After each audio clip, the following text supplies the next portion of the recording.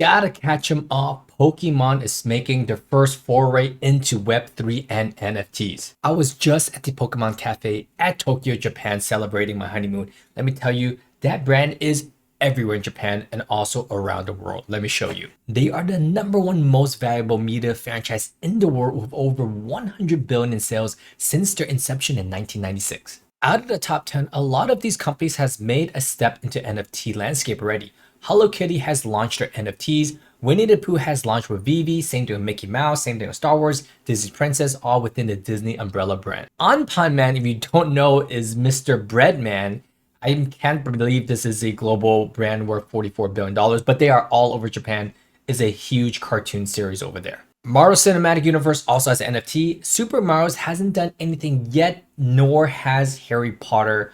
One day it will come. But getting back to Pokemon really quickly, although an international company, this hiring will be out of Bellevue, Washington. So if you reside there, you have better chances, although I believe this could be a remote position as well. Looking at the role, it's everything that I can accomplish. Let me just go ahead and apply for this. If you pass all the checks, which includes 12 years of experience in this role, you can get a compensation package of upwards of $200,000. Sign me up. If you had to work a 9 to 5 in corporate America, this would be it, especially if you have a passion for Pokemon. But like any company, I would want to work in a Web3 division. That's where they're pushing things forward. That's where they're actually connecting to the community to drive engagement and drive sales. Marketing sales is exciting. Operations is pretty boring, but that's just my personal experience. On other news, do you remember when Linksdown made a bid to buy an actual golf course in real life? Well, guess what? They won that bid. Now, they haven't reviewed how much the bid price was. They were looking to get around $910,000.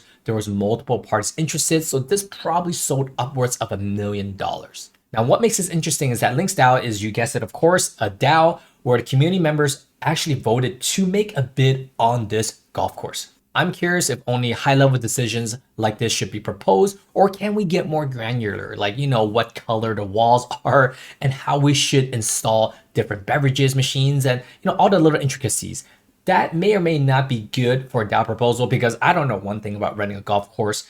So we'll leave this up to the experts. But I do say the DAO mechanism does make it very interesting and would make me want to be part of an establishment more so than if I did not have a say in something that I loved. It does seem like Linksdale will be taking input on how to brand this golf course. Time will tell if it will be actually implemented in a DAO proposal. Unfortunately, Linksdale's name itself will be winding down. They want to transition to Links Golf Club to give it more broad appeal.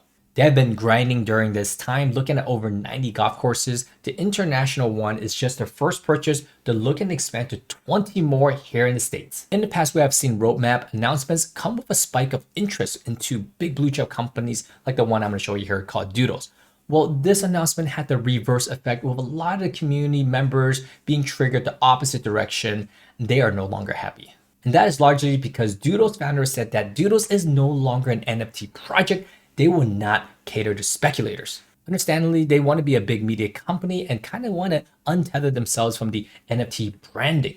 With big hires like Pharrell being a chief creative officer, they're looking to do some big things. If they're looking to scare off speculators, which they said they're trying to do, they did a great job because their floor price has dropped from 60 Ethereum all the way down to about 3.7 Ethereum. That's close to a 40% dip. In all Doodles blogs and articles since then, they have not abandoned their Genesis original collectors. They still want to provide value for those people. They just don't like speculators coming in here flipping their projects. Unfortunately, we saw this same story play out with Proof Collective and Moonbirds.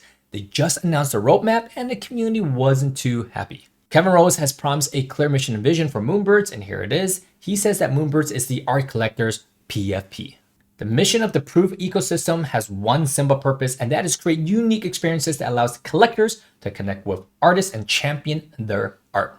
And the same story here. Within the last 30 days, if you are not an art collector and just a speculator, starting at a 7.39 Ethereum floor 30 days ago, they have since then dropped close to 3.9 Ethereum. That's close to another 40% dip. Of course, all this comes at the heel of a financial banking crisis. We thought that FTX collapse was something. Now traditional finance is crumbling as well. But not to worry, everything's fine and dandy over in the Bitcoin NFT land. with Bored Ape Company, parent company yugalabs, launching and selling close to $16.5 million. The highest bid was over 7 full Bitcoins. Someone wanted to give us 7 full Bitcoins, roughly $160,000 for the Yuga generative art, and the lowest bid being 2.25 Bitcoin, which is about $50,000. Another big blue chip Solana project that has since moved to Ethereum and now has moved over to Bitcoin NFT ecosystem has inscribed over 535 DeGods on the Bitcoin ecosystem, with most recent sales topping at least 1 Bitcoin. So although bullish news is leaving some ecosystems, it is still around for others. Not all projects make an announcement see a downward trajectory. In fact, Memeland has launched their latest iteration of the project and they are doing quite well. Azuki has also launched their Museum of Dope Art and their floor price has been rock solid. And most recently, CloneX and their parent company's Artifact and Nike has made an announcement of their next in real life launch. This is physical goods tied with NFTs, and those NFTs have seen a surge, some of them even doubled up in price. Not only PFP projects are doing well, Vitalik Buterin, who did not create an NFT, but someone made his white paper into an NFT, has seen over $10 million in secondary market value. In fact, during the initial sale, they sold close to 10,000 NFTs at around $80 or pop. Well, each one of those are now going for $688, close to a 6 to 7x. If you want to find out how to get ahead of these winners, check out my link down below. I talk all things NFTs, all things I'm buying and selling all day with my private community. Another bullish NFT news is that the show Crepopolis, which has not been released by the way. This is from the creators of Rick and Morty, and the Fox studio head loves it. Even though it has not seen the light of day, he automatically renewed it for season 3.